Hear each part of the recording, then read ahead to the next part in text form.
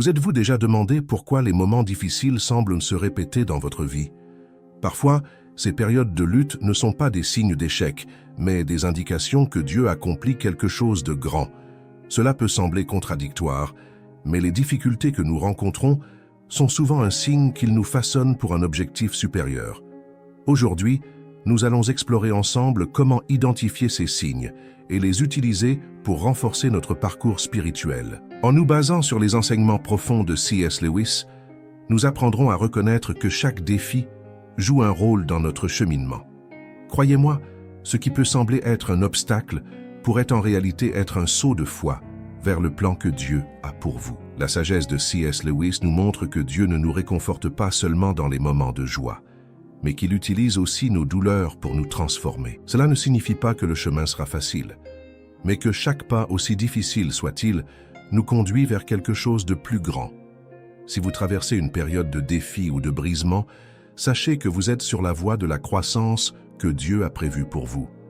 Pour ne manquer aucun message sur la manière de surmonter les difficultés de la vie et de marcher plus près de Dieu, abonnez-vous à la chaîne et activez la cloche des notifications. Ainsi, vous serez toujours informé de chaque nouvelle vidéo qui peut renforcer votre foi, transformer votre parcours spirituel et vous aider à reconnaître les signes divins dans votre quotidien. Abonnez-vous dès maintenant et rejoignez-nous dans ce cheminement de transformation spirituelle. Nous avons tous à un moment donné ressenti la sensation d'être coincés dans des situations difficiles. C'est comme si nous tournions en rond à la recherche de réponses qui n'arrivent jamais. Avez-vous déjà eu l'impression que, malgré vos efforts, votre foi ne grandit pas comme vous le souhaitez? Ces moments peuvent être décourageants, mais ils cachent aussi une opportunité de transformation. Réfléchissez au nombre de fois où vous avez souhaité vous rapprocher de Dieu, mais avez été freiné par les distractions du quotidien, les doutes ou les défis inattendus. Ces obstacles nous font remettre en question notre objectif et même le plan de Dieu pour nos vies. Pourtant, c'est précisément dans ces moments qu'il est le plus proche de nous, utilisant chaque détail pour nous façonner. C.S. Lewis nous rappelle que Dieu agit d'une manière spéciale au travers de nos luttes. Il crie dans nos douleurs, nous appelant à lui faire confiance même lorsque tout semble aller à l'encontre de nos attentes.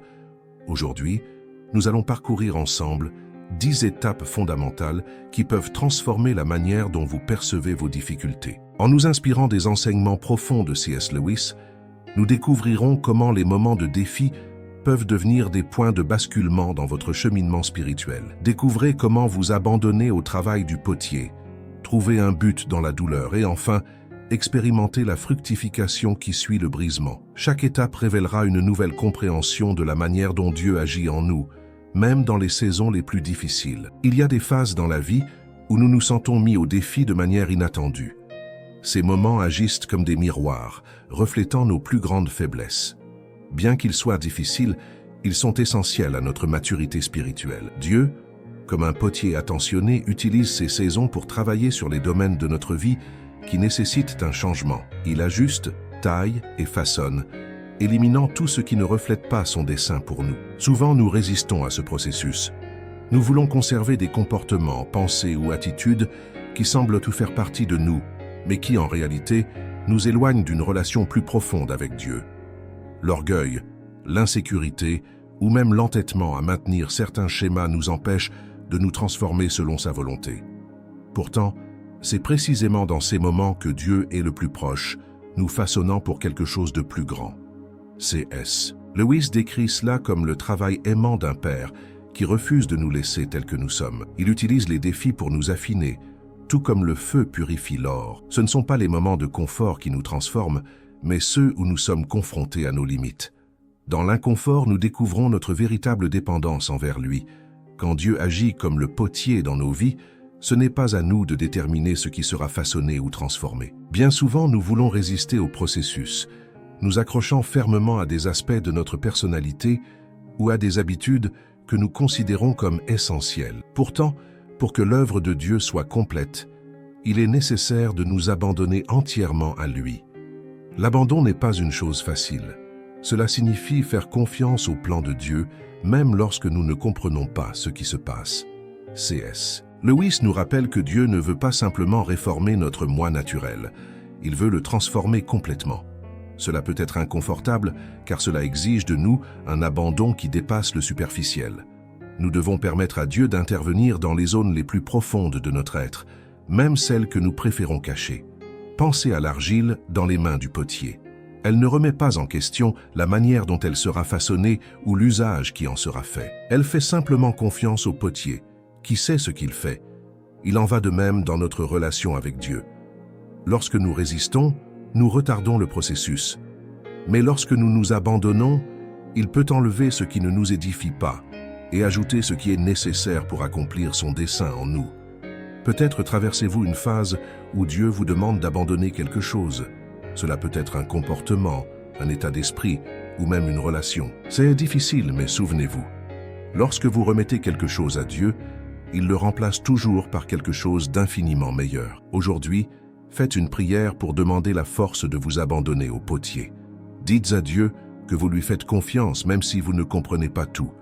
C'est dans cet abandon qu'il peut réaliser en vous une œuvre extraordinaire et transformante. La croissance spirituelle est quelque chose que nous désirons tous, mais nous comprenons rarement le prix qu'elle exige.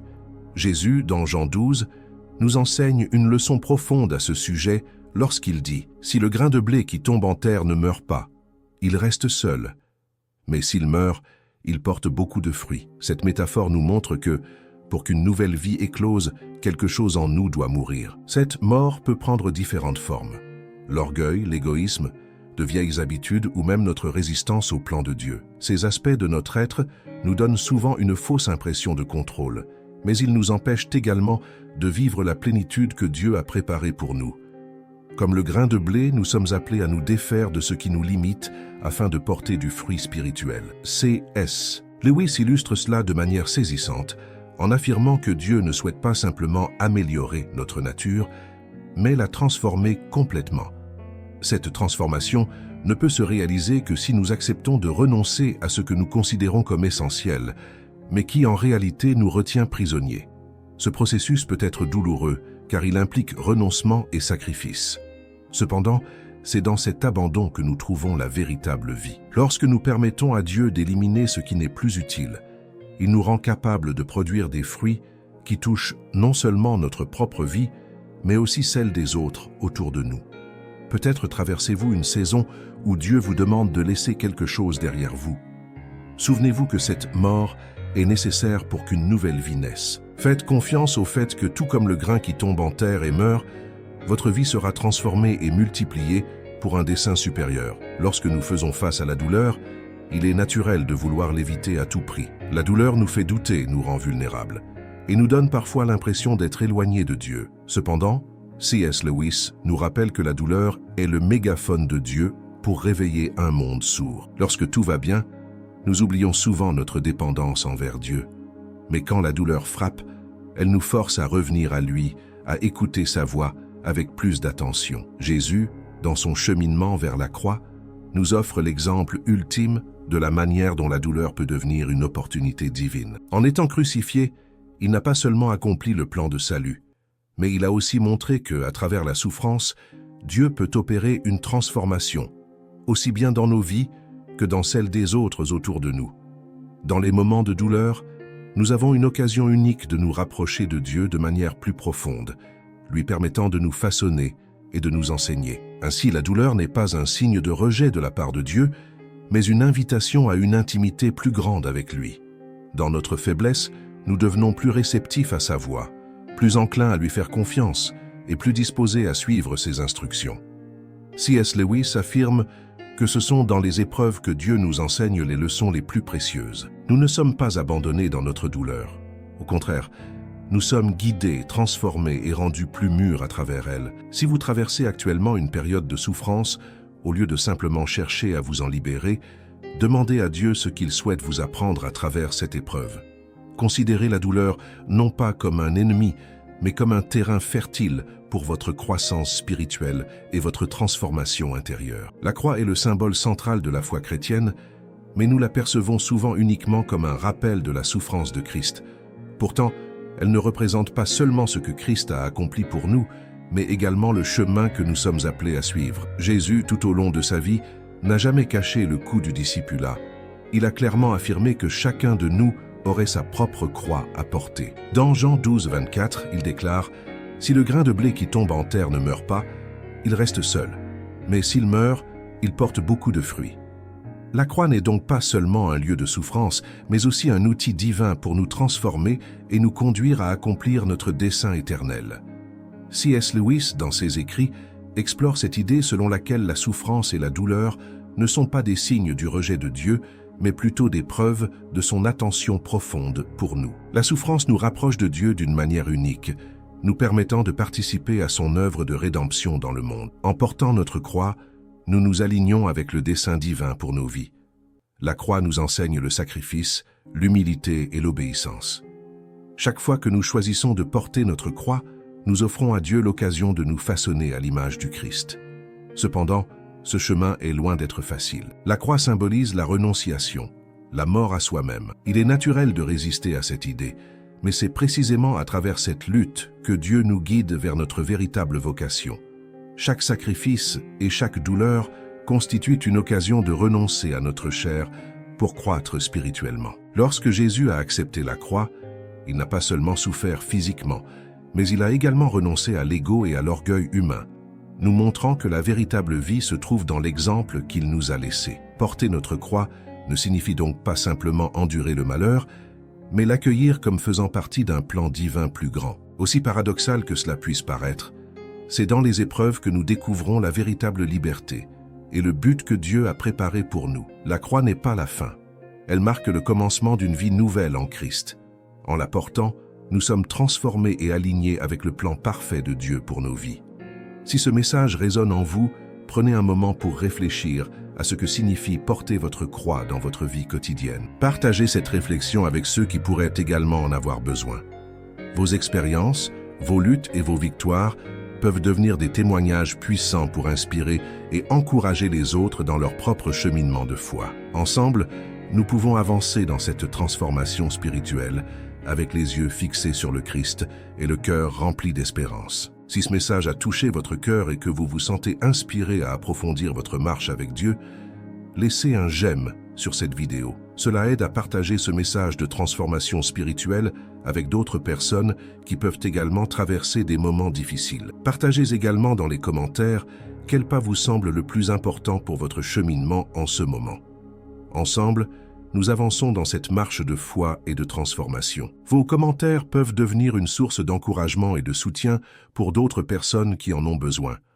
Aimez, partagez et racontez-nous comment vous appliquez ces principes dans votre vie. Votre interaction ne nous motive pas seulement, elle permet aussi de toucher davantage de vie avec cette parole d'espoir et de foi. La fructification spirituelle est l'objectif de tout chrétien. Devenir une personne qui ne se contente pas de recevoir des bénédictions, mais qui, à travers sa vie, porte des fruits pour le royaume de Dieu.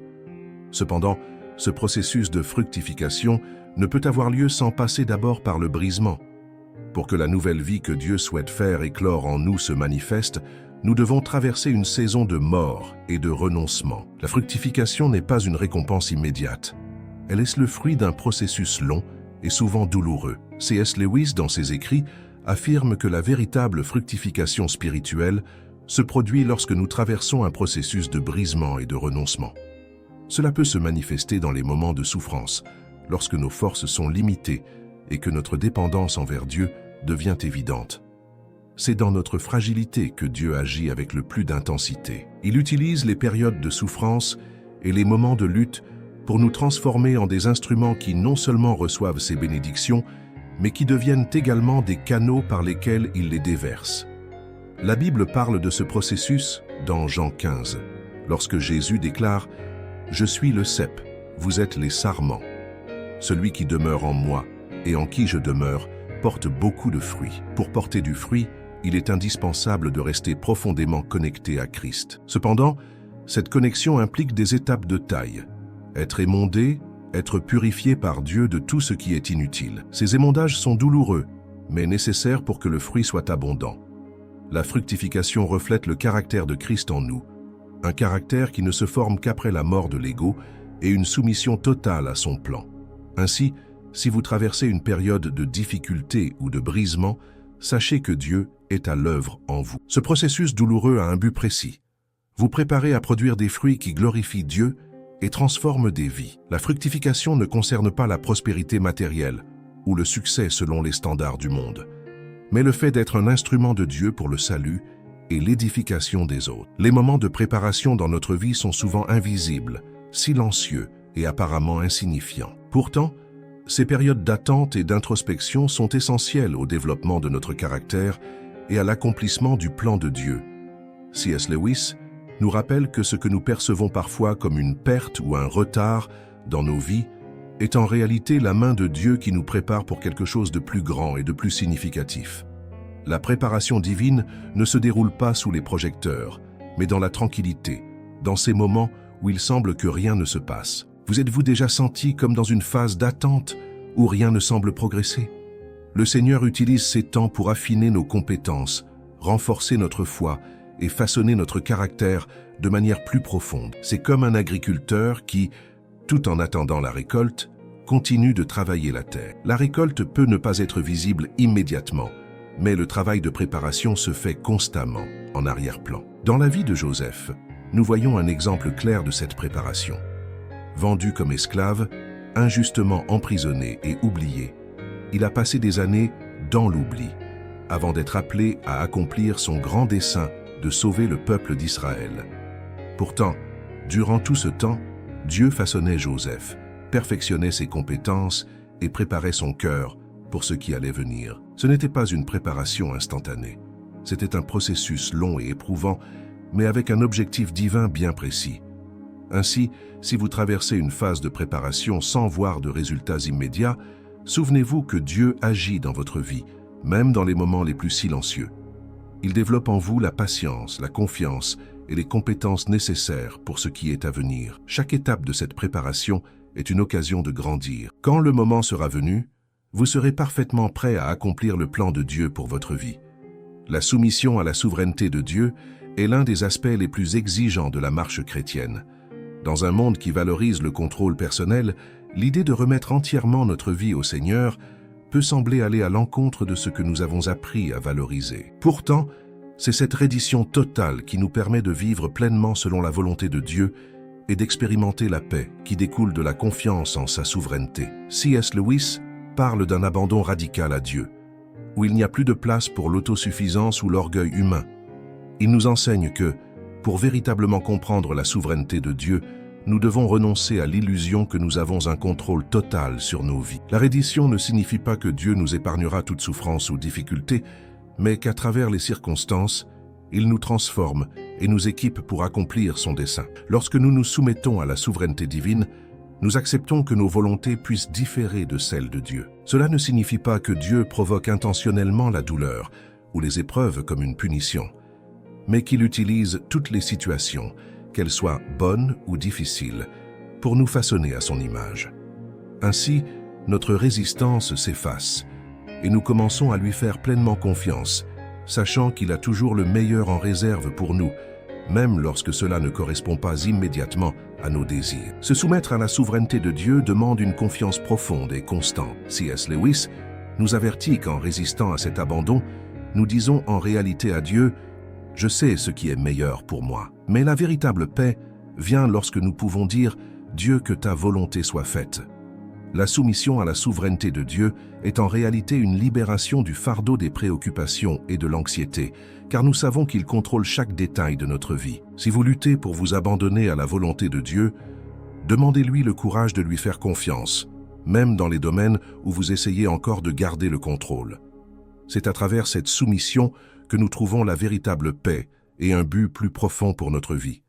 L'appel à servir le royaume de Dieu dépasse largement les bénédictions que nous recevons dans notre marche de foi. C.S. Lewis souligne que la véritable fructification spirituelle ne concerne pas nos propres succès ou réalisations, mais plutôt la manière dont nous pouvons être utilisés par Dieu pour influencer positivement la vie des autres. Le dessein de Dieu pour nos vies n'est pas d'accumuler richesse ou statut, mais de devenir des instruments entre ses mains, servant le royaume et notre prochain avec humilité et dévouement. Dieu nous bénit non pour que nos noms soient glorifiés, mais pour que nous devenions des canaux par lesquels ces bénédictions atteignent les autres. À l'exemple de Joseph, qui a été élevé au pouvoir en Égypte pour sauver sa famille et toute la nation d'Israël, nous sommes également appelés à utiliser nos talents, nos expériences et nos bénédictions pour le bien des autres. La véritable fructification spirituelle se manifeste dans la manière dont nous servons et influençons le monde autour de nous de manière positive. Servir le royaume de Dieu implique souvent de renoncer à nos propres volontés, désirs et projets, afin de nous aligner au plan divin. Cela peut être difficile, car nous sommes habitués à vivre pour nous-mêmes. Cependant, en choisissant de le faire, nous devenons plus semblables au Christ, qui a donné sa vie pour sauver l'humanité. Le service ne se limite pas aux actions, mais réside également dans le cœur. Dieu regarde nos motivations, et ce sont l'amour et l'humilité avec lesquels nous servons qui lui importent le plus. En nous rendant disponibles pour servir le royaume de Dieu, nous ne faisons pas qu'accomplir un devoir, nous participons activement à son œuvre dans le monde. Chaque acte de service, chaque geste de compassion, chaque parole d'encouragement est une manière d'étendre le royaume de Dieu sur terre. La véritable croissance spirituelle se produit lorsque nous devenons des instruments de Dieu, accomplissant sa volonté et apportant sa lumière aux autres. Si vous cherchez un but, demandez à Dieu comment utiliser vos talents et vos ressources pour servir son royaume.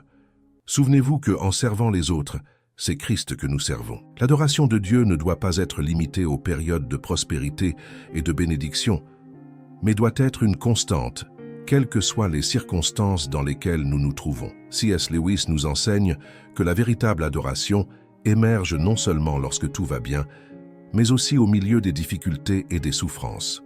Beaucoup d'entre nous louent naturellement Dieu lors de victoires et de réussites. Cependant, c'est dans les moments de difficulté et d'épreuve que notre adoration devient plus authentique et profonde. Jésus, dans sa vie et son ministère, nous a montré le véritable sens de l'adoration. Il n'a pas seulement loué Dieu dans des instants de paix, mais aussi dans des heures de douleur et de souffrance. Durant son agonie au jardin de Gethsémane et au moment de sa crucifixion, Jésus a remis sa volonté entre les mains du Père en disant « Que ce ne soit pas ma volonté qui se fasse, mais la tienne ». Cette soumission totale à la volonté de Dieu, même face à la douleur, est l'essence même de la véritable adoration. L'adoration authentique ne se limite pas à des mots, mais se manifeste dans une attitude de cœur et un abandon total. C.S. Lewis souligne également que la souffrance joue un rôle crucial dans notre spiritualité. Lorsque nous traversons des moments difficiles, nous sommes appelés à adorer Dieu non pour ce que nous vivons, mais pour ce qu'il est. C'est un véritable exercice de foi, où l'adoration ne dépend pas des circonstances, mais de notre confiance inébranlable dans le caractère de Dieu. Louer Dieu dans les vallées rend notre adoration encore plus précieuse. Souvenez-vous que l'adoration n'a pas besoin d'être parfaite ou grandiose aux yeux du monde. Parfois, le simple fait de faire confiance à Dieu dans un moment difficile est la plus grande forme d'adoration que nous puissions offrir. Ne réservez pas votre adoration au sommet de la vie. Adorez également au fond des vallées, car c'est là que votre foi est affinée et que votre relation avec Dieu se renforce. Si vous traversez une période difficile, prenez un moment pour remercier Dieu. Non pour vos circonstances, mais pour sa présence constante dans votre vie. Votre adoration en temps d'épreuve a un pouvoir transformateur, pour vous-même et pour ceux qui sont témoins de votre foi. Chaque jour où vous reportez le processus d'un abandon total à Dieu est un jour où vous pourriez être plus proche de la paix et de la transformation qu'il désire pour vous. Souvent, notre résistance à ce que Dieu accomplit dans nos vies provient de la peur de l'inconnu, de l'inconfort lié au changement et de notre propre réticence à céder le contrôle. Cependant, lorsque nous choisissons de faire confiance à Dieu, même lorsque ses voies nous échappent, nous lui ouvrons la porte pour qu'il opère en nous sa transformation. C.S. Lewis nous rappelle que la marche chrétienne n'a pas pour but d'éviter la souffrance, mais d'apprendre à vivre dans la confiance et l'adoration au milieu de celle-ci. Face aux épreuves, nous pouvons être tentés de douter de l'amour de Dieu ou de remettre en question sa bonté. Pourtant, la vérité est que la souffrance n'est pas un signe d'abandon, mais une invitation à une intimité plus profonde avec Dieu. C'est à travers la douleur et les épreuves que notre foi est purifiée. Et c'est souvent dans les vallées que nous entendons le mieux la voix de Dieu. Aujourd'hui, réfléchissez à ce que vous retenez dans votre vie et que Dieu vous demande peut-être de lui remettre. Cela peut être une habitude, une manière de penser ou même une relation qui fait obstacle à son plan. Posez-vous cette question. Qu'est-ce que je peux offrir à Dieu pour lui permettre de me façonner davantage à l'image du Christ? Souvenez-vous qu'il ne demande pas cela pour vous faire souffrir, mais pour libérer quelque chose de plus grand dans votre vie.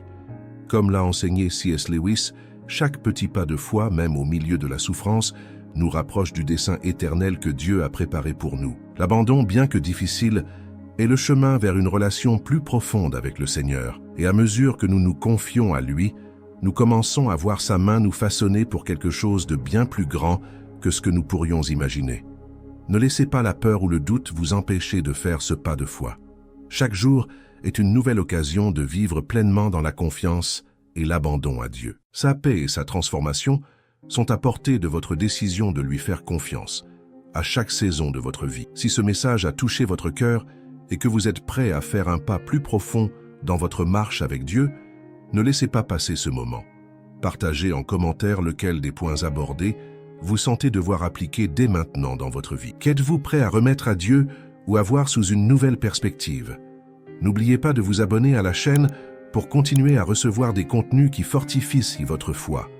En activant la cloche, vous serez informé de chaque nouvelle vidéo. Si vous pensez que ce message peut aider quelqu'un, partagez-le avec eux. Votre geste pourrait faire une différence dans la vie de cette personne.